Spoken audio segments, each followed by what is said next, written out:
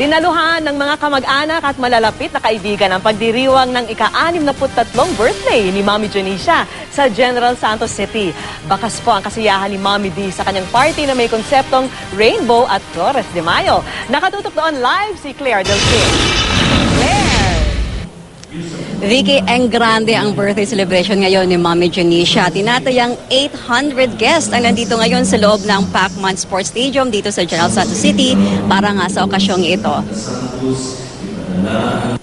2 oras ang ginugol ni Mami D sa makeup at mala debutante Princess Cut ang suot na gown na tila binuhusan ng makikinang na embroidered sequins at beads. Obra ito ng local designer na si Jerome Marcos. Inspirasyon daw sa paggawa ng gown ang ating watawat.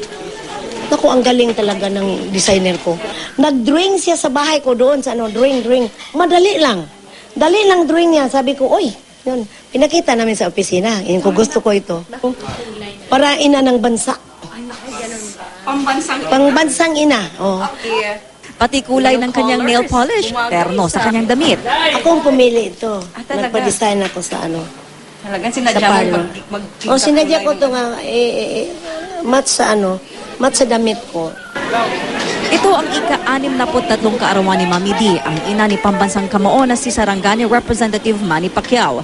Sa kanyang kaarawan, hiling niya na maging tuloy-tuloy ang biyayang natanggap mula sa Panginoon. Ang maayos nga pamilya at walang maganda walang problema. Walang problema sa pamilya ko at sa akin, lalo na sa akin. Ubod ng pasasalamat, nag-umpisa ang kanyang party sa isang misa. Ang dekorasyon sa gym, Rainbow at Flores de Mayo ang concept. May kaugnayan daw kasi ito sa naging buhay ni Mami D. It represents a rainbow. Parang yun ang doon binabasihan yung parang brief storyline na yung buhay ni Mami D parang rainbow na after the rain, merong hope, merong inspiration, parang ganun lang. And maybe because it's the month of May, parang Santa Cruzan. Pero di tulad ng mga nakaraang party niya kung saan imbitado ang ilang malalaking celebrity sa bansa, mas ginusto raw ni Mami D na maging exclusive ang kanyang party sa mga kaanak at kaibigan. May handog daw siyang surprise dance para sa kanila.